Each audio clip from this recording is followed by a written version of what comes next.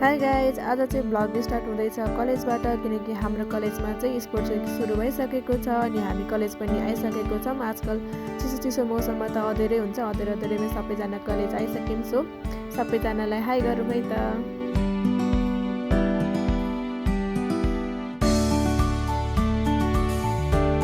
आज चाहिँ स्पोर्ट्स विकको फर्स्ट डे हो, त्यसैले सबै तयारी धमाधम चलिरहेको छ। एकछिनपछि सबै स्टुडेन्टहरूलाई लाइनमा राखेर सरहरूले भाषण दिनुभयो। त्यसपछि सबैजना स्टुडेन्ट लाइन लागेर यो बोर्ड बोकेर ग्राउन्डको एक चक्कर लगायौँ।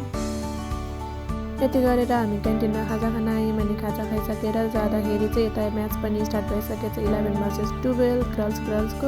यो म्याचमा चाहिँ खत्रै टक्कर चलेको थियो र पनि एउटा टिमले जितिसकेपछि अब हुन लागेको छ अर्को बोइजको। अनि यो चाहिँ हो 11 के, तर फरक फ्याकल्टी म्यानेजमेन्ट भर्सेस साइन्सको।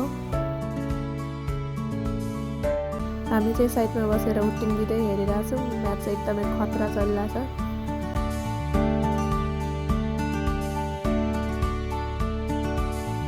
दुईपट्टिकै टिम एकदमै खतरा भए पनि हामीले सपोर्ट गरेको टिमले जितेकोले हामी चाहिँ खुसी छौँ। अनि अरू स्पोर्ट्स चाहिँ अब स्कुलको हुन्छ अनि हामी चाहिँ अब घरतिर हिँडेको। Bye bye guys, thanks for watching.